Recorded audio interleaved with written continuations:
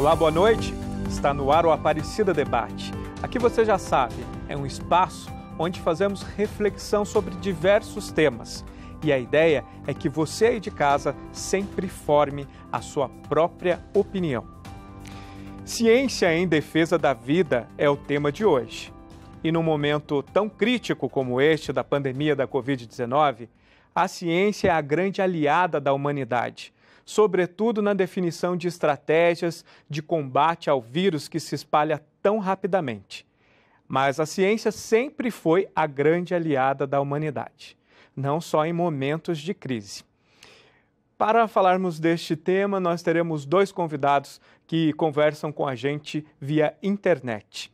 São eles o Dr. Robson Williams, graduado em Engenharia Ambiental pela Escola de Engenharia de Piracicaba, mestre em Geociências e Meio Ambiente pela Unesp Rio Claro, doutor em Ciências pelo Sena USP, com ênfase em processos hidrológicos e biogeoquímica em bacias hidrográficas com diferentes usos do solo. Pós-doutor também no Sena da USP, com processos erosivos. Tem artigos publicados em revistas brasileiras e internacionais com alto rigor científico. Muito boa noite, obrigado pela sua participação com a gente. Boa noite, obrigado pelo convite. Temos também o professor Dr. Rafael Eichfeld, coordenador do curso de Medicina do Centro Universitário São Camilo, São Paulo, e integrante do grupo de pesquisadores brasileiros que monitora pesquisas realizadas em todo o mundo. Atualmente, eles acompanham as mais de 130 pesquisas que estão sendo desenvolvidas sobre cloroquina no Brasil e no exterior. Aqui, ele participa de uma pesquisa sobre a cloroquina que deverá ficar pronta em 3 semanas e outra sobre o uso do plasma do doente de Covid-19 como tratamento coadjuvante em pacientes internados. Muito boa noite, obrigado pela sua participação com a gente. Boa noite a todos, muito obrigado pelo convite, é uma honra poder falar com você, Ronaldo, e a todos que nos assistem. A matéria trouxe para a gente aí um exemplo bem prático dessa tentativa de algo que vai beneficiar a nossa sociedade. Mas eu gostaria de começar a nossa conversa com vocês trazendo aquele ambiente. Todas as vezes que a gente fala de comunidade científica, de cientista, de pesquisador, as pessoas logo imaginam uma pessoa com jaleco branco, num laboratório. Na verdade, são vários os ambientes que percorrem a pesquisa, não necessariamente num laboratório com jaleco branco, não é isso? Vamos começar com o Robson? É isso mesmo, né? Logo as pessoas pensam em profissionais com jaleco branco, né? Eu até adicionaria uma característica a essa visão da sociedade com esses pesquisadores. Normalmente eles olham para os pesquisadores, para a comunidade científica, como pessoas introspectivas, pessoas que têm até mesmo dificuldade em se comunicar. Mas a comunidade científica, ela se apresenta em diferentes formas, né? Como o próprio nome diz, uma comunidade, então diferentes pessoas agindo ali, atuando com as suas especialidades, né, para gerar conhecimento, gerar conteúdo científico, né?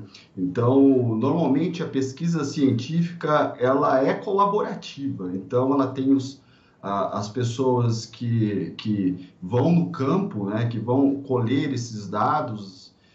Logo vai necessitar a pessoa de uma outra especialidade que vai fazer essas análises, seja laboratorial ou de utilizando outras técnicas e metodologias, e logo depois vai haver necessidade de interpretar esses dados. Mas o que eu acho mais interessante é que nesse momento de pandemia as pessoas elas estão tendo um outro olhar com relação à comunidade científica, olhando para a comunidade científica como pessoas que colaboram para o bem da humanidade, para o bem da sociedade, principalmente em gerar conhecimento, mas principalmente em trazer qualidade de vida e melhorar a saúde pública.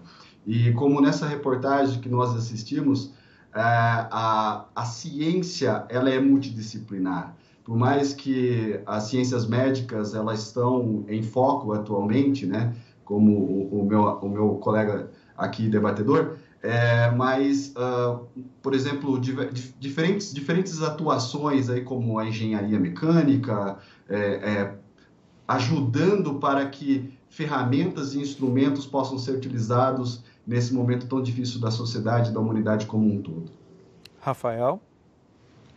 O Robson tem total razão no que ele propõe. Eu acho que vem daí mesmo, desse estigma, e é muito parece aquele cientista, né, um doutor meio maluco. Talvez seja essa um pouco de como as pessoas nos veem normalmente.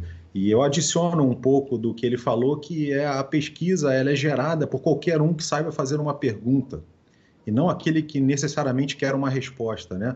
Mas ele saiba fazer uma pergunta. E eu vou te dar um exemplo que é o meu exemplo.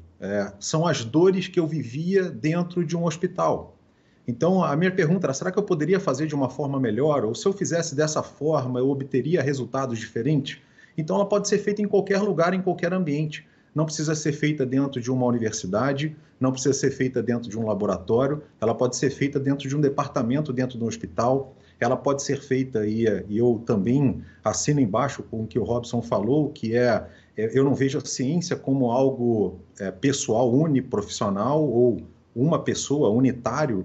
Eu vejo como múltiplas pessoas e de múltiplas especialidades. Um exemplo clássico, e que está aí bem apresentado por vocês durante a matéria, é um ventilador mecânico. Para você fazer um ventilador mecânico, a necessidade de conhecimento atrelada a uma máquina daquela, ela não está contida num único profissional. Isso seria impossível. Então a gente precisa de um engenheiro, a gente precisa de um médico, a gente precisa de um fisioterapeuta, a gente precisa de um biomédico, e assim vai. Então a pesquisa é feita por um caráter multidisciplinar. E a pesquisa, e eu adiciono isso também, já dando uma pitada nessa nosso debate, envolvendo além da pesquisa, o próprio caráter de formação nosso, ele dificulta que isso aconteça. Então, o médico, ele se torna médico, mas em nenhum momento ele tangencia a engenharia. Como, por exemplo, uma universidade americana que você consegue fazer medicina em Harvard, mas você consegue fazer 2 anos no MIT. Então, você consegue fazer uma engenharia por 2 anos e complementar, você faz os outros 4 em medicina e você ganha um diploma de biotecnologia. E isso facilita um pouco o desenvolvimento dessas tecnologias em saúde, né? Eu não sei, desculpa, eu até acabei me perdendo da área do Robson, não sei se é engenharia ou geografia, desculpa, mas também acredito que deva ocorrer na área dele. Então, talvez para um grande projeto envolva múltiplas áreas de ciência, biologia, exatas e assim vai, né? Bom, vou parar por aqui para a gente continuar ou com outras perguntas ou adicionando outros temas. Muito bem. Nós podemos afirmar que a ciência ela está sempre a favor da humanidade, sempre a favor da vida? Vamos lá, Robson. Eu acredito que sim. A ciência sempre está em favor da humanidade, da sociedade, da vida. Basta a gente ver o que está acontecendo atualmente, né? Os olhos, como eu disse anteriormente, está voltado à ciência, né? Aguardando respostas por meio de publicações em artigos científicos, né? Como nós tivemos, por exemplo, que a própria área do meu amigo profissional, da área da saúde, publicado quinta-feira na revista Lancet, uma das principais revistas da área de ciências médicas, justamente na área dele de cloroquina, hidroxicloroquina, trazendo informações de que esse medicamento pode ocasionar alguns efeitos colaterais. Quer dizer, então, o olhar da sociedade, que muitas vezes não esteve na ciência, está atualmente na ciência. E qualquer pessoa, desde uma pessoa simples que como os meus pais, por exemplo, que estudaram até a 4ª série do primário, né, ficam ali assistindo TV, assistindo um documentário, aguardando uma informação que vai auxiliar, por exemplo, um hospital aqui da minha cidade, no interior paulista, Piracicaba, que vai modificar um protocolo médico e consequentemente, vai ajudar centenas e milhares de pessoas e serem assim curadas, né? Então, a ciência ela sempre está em favor da sociedade, da humanidade. Ela nunca foi oposição a isso, nunca... nós tivemos até um período da história uma dicotomia entre humanidade e ciência, mas sempre tinha ali um ator no meio tentando fazer essa separação, essa dicotomia. Mas hoje em dia, com a globalização e o acesso muito facilitado com a informação por meio da internet, você facilmente baixa um artigo científico. Se você não souber outra língua, você consegue com um tradutor e ter esse acesso a essa informação e tirar as suas conclusões ali com aquele documento científico. Então, eu não tenho dúvida que a ciência ela é em favor da humanidade. Rafael? Eu concordo com o Robson em muitas partes e vou adicionar também um pensamento crítico a respeito da ciência. Eu tenho a ciência como meio, não como fim. Então, a ciência é um meio que a gente utiliza entre eu perguntar alguma coisa e tentar obter alguma resposta com essa pergunta. Então, a ciência ela pode ser usada para o bem ou ela pode ser usada para o mal. E aí eu vou dar um exemplo, eu vou pegar o mesmo gancho que o Robson utilizou, que foi o Lancet, agora a revista Lancet publicando aquele resultado de uma coorte com mais de 100 mil pacientes, informando que a hidroxicloroquina não funciona e pode aumentar a mortalidade. Tá? Então, esse foi um paper muito importante e que está gerando grande debate e, inclusive, mudança de paradigma terapêutico a respeito da cloroquina. Mas se a gente der 2 meses atrás, saiu o primeiro estudo a respeito da cloroquina dizendo que ela funcionava. Então você vê, um estudo mal feito, metodologicamente ruim, gerou um resultado ruim e que levou o mundo inteiro a uma frenesi pela hidroxicloroquina, quando na verdade ela não tinha funcionamento. Então, eu vejo a ciência sempre como algo propositivo, algo que é utilizado como meio e como instrumento para a gente obter as melhores práticas. E não só ao nível ciência do tipo, talvez como um produto no final, mas também como processo, como infraestrutura, como melhoria da utilização de sistemas, como economia da saúde, que é um tema que eu sou apaixonado. Então, esse meio, ele é como um carro, né? Ou como um guia. Então, a gente tem que tomar muito cuidado, porque nem tudo que é publicado é bom. E eu tenho certeza que o Robson concorda comigo, isso não tenho dúvida. Na minha área é assim, a gente consegue separar papers que são muito bons, metodologicamente bem construídos, e papers que a gente pode rasgar, jogar no lixo, porque a gente não sabe nem como isso foi publicado. Então, há sempre de se pesar a ciência como meio, mas não como fim, sabe? É uma pergunta boa, mas que talvez possa levar um pouco de confusão. Eu só mudei um pouco a ótica da pergunta. Eu gostaria de fazer um comentário com relação a essa fala do Rafael, focando justamente as revistas científicas. Eu acho que o Rafael tocou num ponto interessante, que é hoje em dia a gente vê até implicações políticas não vou falar em revistas científicas, mas laboratórios e instituições de pesquisa.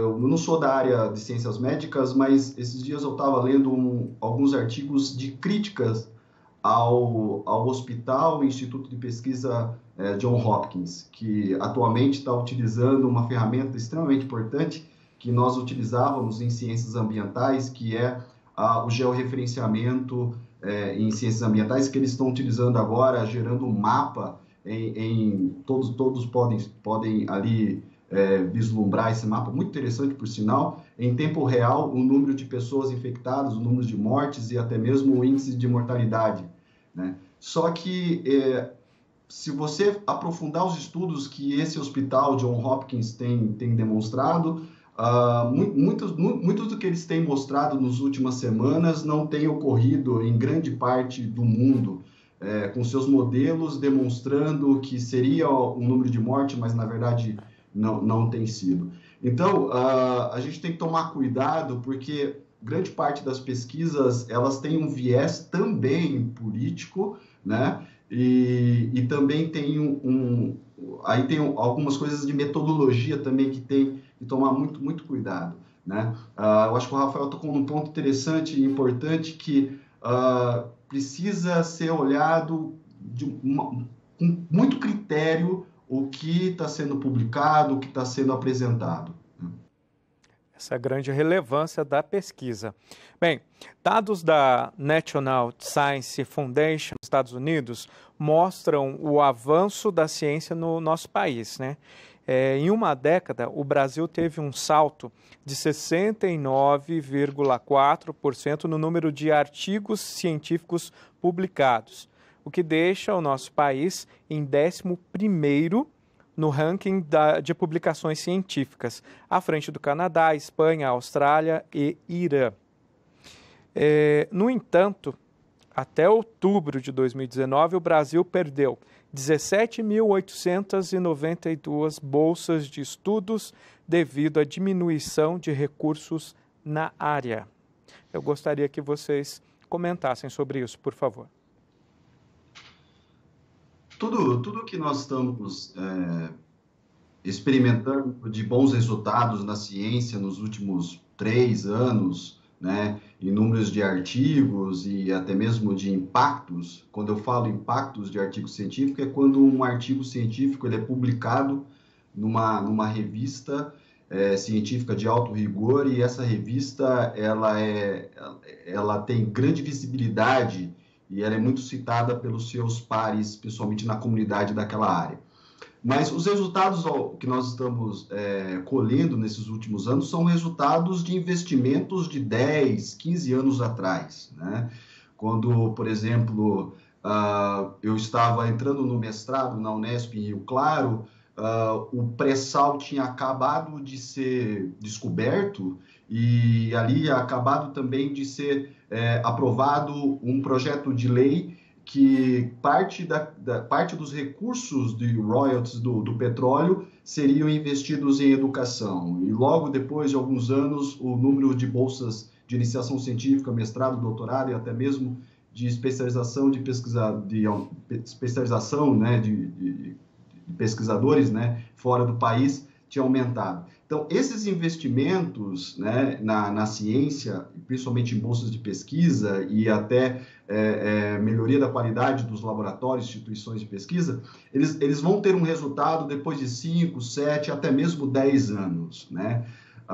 Então, todos nós, eu creio que o Rafael também vai concordar comigo, todos nós pesquisadores, nós vamos ver um resultado muito ruim 2025, até mesmo 2030, de tudo isso que está acontecendo com o fomento à pesquisa da ciência brasileira, né? Então, essa perda de perda de bolsas em produção científica, nós vamos colher resultado. Por exemplo, eu me lembro, alguns anos atrás, de alunos meus que foram para fora do país, em 2011, com o projeto Ciências Sem Fronteiras, e esse aluno ganhou grande experiência, né, com essa bolsa e voltou e fez o seu mestrado aqui no Brasil, e logo depois voltou para o mesmo laboratório que ele fez a sua extensão e iniciação científica para fazer o seu doutorado. E ali ele produziu muito conhecimento, gerou artigos científicos e hoje mora fora do país até mesmo. E a grande pergunta que eu faço para ele, né, que todos fazem para os pesquisadores que saem do Brasil para produzir ciência lá fora, é justamente essa, a falta de investimento, né, a falta de investimento. Então, essa falta de investimento, ela vai gerar péssimos resultados daqui a alguns anos. Rafael. Não tem como não concordar. Isso assina embaixo o que o Robson falou. A gente, obviamente, está vivendo hoje o que foi um investimento lá em 2010, um pouquinho antes ou um pouco depois. Eu vou dar por experiência própria. Um dos meus produtos, que foi a minha tese de doutorado, demorou 10 anos para se concluir. Então, agora que eu estou trazendo ele para o mercado para ser distribuído. Então, eu vou trazer uma experiência pessoal, né?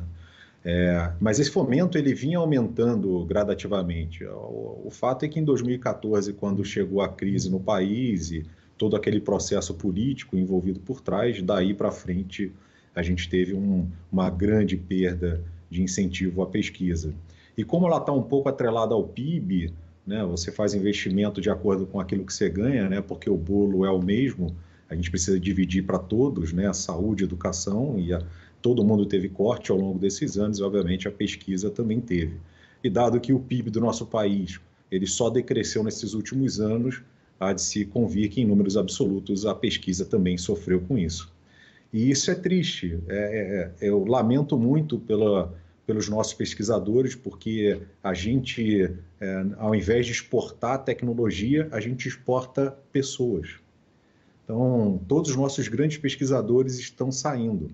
E eu adiciono também, além da falta de investimento, por conta desse rateio, e quando você, obviamente, o governo ganha menos, arrecada menos e distribui menos, existe o que é o social, né? A ciência ela não vive sozinha no universo ciência, mas ela vive no universo economia, ela vive no universo socioeconômico, né? Social, e assim vai. Então, se você tem a oportunidade, dado que você tem conhecimento, de produzir num país que também tenha menos violência ou menos burocracia, a tendência sua é se receber bem, você acabar migrando. Então, a gente não está competindo só com dinheiro, investimento direto relacionado ao PIB. Não, a gente está competindo enquanto sociedade, né? Enquanto sociedade brasileira. Então, isso realmente é muito ruim, né? Não tenho dúvida de que a gente está perdendo muita gente boa. E eu tenho alunos que foram embora também, alunos meus graduandos. E obviamente, também corroborando com o que o Robson falou agora, esse resultado que desde 2014 para cá, a gente vai ver daqui a 10 anos, quando a gente ainda vai estar pior. Eu espero que essa pandemia ela traga à luz dos nossos governantes da importância da ciência, né, como alavancador, desenvolvedor da economia, porque para cada real gasto na ciência, isso pode aumentar o PIB em até 3 vezes o valor gasto, então não é custo, é investimento, e com isso eu costumo brigar muito, dizer ciência não é custo, você não está gastando, você está investindo. Então, imagina que como o meu caso, daqui a 10 anos, que é o que está acontecendo agora, eu estou saindo com o meu produto no mercado brasileiro, que vai gerar faturamento e vai gerar arrecadação. Então, o governo tem chance de ganhar muito mais com isso. Então, se o olhar começar a ser esse, imagina que em breve sejamos ou fôssemos, talvez, o país produtor da vacina da Covid. E quantos bilhões de vacinas não faríamos? Então, esse trade-off é muito importante para que o governo analise com muito critério e entender que isso não é custo, é investimento a longo prazo. Nós podemos afirmar que neste momento de crise que nós estamos vivendo com a pandemia, a necessidade de investimento com a ciência, com a pesquisa, é inquestionável. Eu não tenho dúvida. Desculpa, Robson, pode falar, cara. Eu não tenho dúvida, eu concordo plenamente com o Rafael, e a ciência ela gera mais riqueza do que qualquer outra coisa, né? Por exemplo, eu me lembro muito bem quando eu estava na graduação e a Escola de Engenharia aqui, Luiz de Queiroz, ela tinha acabado de fazer o sequenciamento genético da cana-de-açúcar. Isso gerou bilhões e bilhões de recursos financeiros para toda a cadeia de bioenergia, de biocombustíveis, né? Então, cada real investido, como o Rafael bem disse, cada real investido há um retorno social, financeiro, há um retorno de preparação de recursos humanos, né? Há um retorno de industrialização, né? Absurda com relação aos investimentos em ciência e tecnologia, né? Então, quando você investe esses recursos, você tem esse retorno.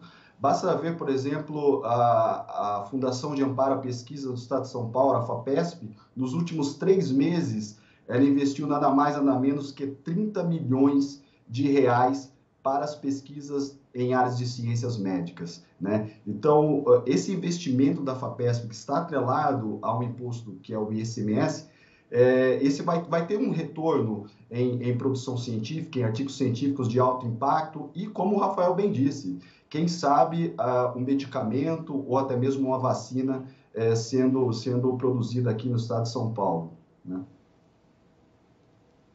Eu vou dar um exemplo pegando esse gancho do que a gente está vivendo nesse momento.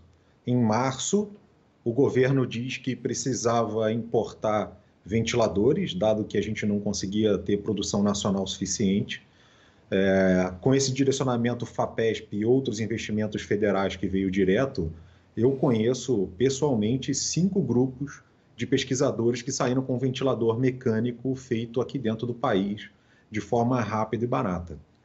Então, assim, pessoas têm, o capital humano tem, a gente tem conhecimento, a gente é capaz de fazer muita coisa, como a gente já faz em outras áreas, porque a gente não tem dinheiro para tudo, né? Então, a gente dá nó em pingo d'água na saúde com muitas coisas. Eu tenho certeza que a gente faz isso na ciência também, a gente é capaz de fazer de forma muito hábil. O brasileiro é um povo muito sagaz, safo, ágil, né? Então, a gente consegue fazer acontecer mesmo com pouco recurso. Então, veja, num ambiente de crise, e aí só, além do dinheiro, a gente está com a cabeça voltada no auxílio à população, gerando produtos que efetivamente podem trazer retorno à população. Então, não é um artigo científico que vai ser publicado e que vai ficar lá na gaveta e que a gente não vai usar para nada porque foi uma pesquisa talvez de bancada e que não gerou resultado, gerou só a tese de doutorado de alguém. Então, você vê, a gente traz algo para a prática, real, é tangível, é utilizável. Então, isso que a ciência é capaz de dar e com pouca coisa a gente é capaz de fornecer. A gente não precisa muito para fazer pesquisa, mas a gente precisa pelo menos de alguma coisa. Vocês disseram lá no primeiro bloco sobre o quanto a ciência está evidenciada neste período da pandemia. Todos esperam algo. Todos querem uma resposta, todos querem uma solução. A vacina, todos querem. Um medicamento que cura, que trata realmente. Mas quais as implicações dessa expectativa da população com relação à ciência? Eu acho que os olhos estão voltados à ciência. Quando eu falo ciência, eu falo aos profissionais da ciência, né? Eu acredito que esse desejo da sociedade por uma resposta rápida e eficaz dos cientistas para a produção de uma vacina ou de um medicamento eficaz para o Covid-19 vai fazer com que os cientistas sejam valorizados, os profissionais de ciência sejam valorizados, e eu acredito que muitas crianças, muitos adolescentes e jovens que até mesmo não pensavam em ser cientistas, eu acredito que estão desejando produzir ciência. E como o Rafael bem disse no bloco anterior, a ciência ela só precisa de uma pergunta.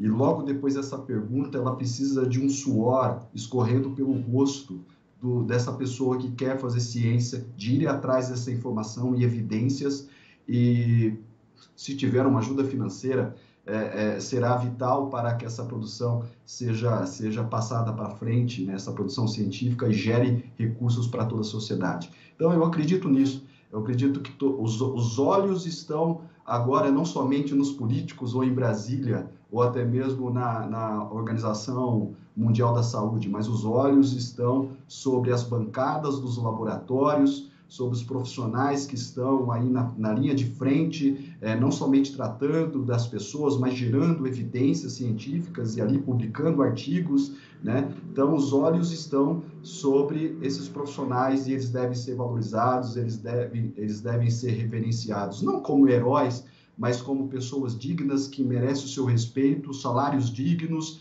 fomento quando é necessário e assim por diante. Bom, falando em relação à ansiedade, tempo, sociedade, a pesquisa para acontecer, e eu não vou fazer juízo de valor se está certo ou está errado, eu só vou falar sobre a avaliação de uma pesquisa ao longo do tempo. Ela precisa passar por diversas etapas e que são muito rigorosas e que, por vezes, demoram muito tempo. Uma pesquisa normal, tirando desse Covid, de um produto que seja, por exemplo, um instrumento ou um produto físico, ele precisa, além da aprovação de comitês de ética local, ele precisa ir lá para Brasília passar pelo Comitê Nacional de Ética. Então, só nessas 2 etapas que eu estou mencionando para vocês, a depender de em quanto tempo esse pessoal se reúne, a gente pode estar falando de 2 meses a 3 meses, simplesmente para aprovar uma pesquisa. Então, veja, uma pesquisa normal, dependendo da velocidade de inclusão e dessa etapa toda, ela pode durar, ou pode pelo menos requerer 1 ano, se for uma pesquisa simples. Uma pesquisa complexa, a gente está falando de coisas de 3, 5, 10 anos, como foi o meu caso. Então, a gente entende a ansiedade, porque a gente mesmo também tem. Claro que eu gostaria, como pesquisador, que também tivéssemos rapidamente a cura, ou uma vacina ou um remédio, tanto faz, né? Mas a ciência precisa de tempo. A ciência precisa desse tempo para que as coisas aconteçam de forma correta, para que não haja atropelamento, para que não haja decisões tomadas pela emoção, mas sim pela razão. Então, a gente acredita que vacinas vão sair ou que respostas quanto a medicamentos como hidroxicloroquina, remdesivir, odenavir, plasma, entre outros, ela saia rápido, mas esse rápido pode não ser o rápido para a população, né? O rápido dentro da ciência, a gente está falando em coisa de 6 meses a 1 ano. E é isso efetivamente que a gente espera. Todos os cientistas estão voltados para o Covid hoje.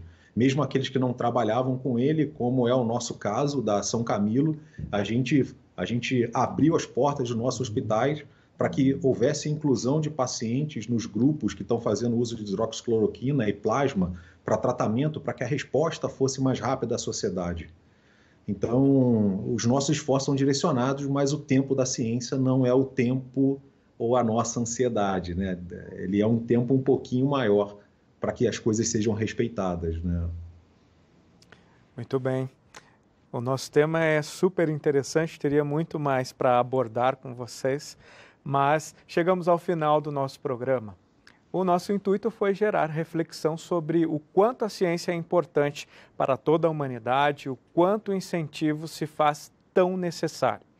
Quero agradecer o Dr. Robson Williams, graduado em Engenharia Ambiental pela Escola de Engenharia de Piracicaba, mestre em Geociências e Meio Ambiente pela Unesp Rio Claro, doutor em Ciências pelo SENA da USP, com ênfase em processos hidrológicos e biogeoquímica em bacias hidrográficas, com diferentes usos do solo.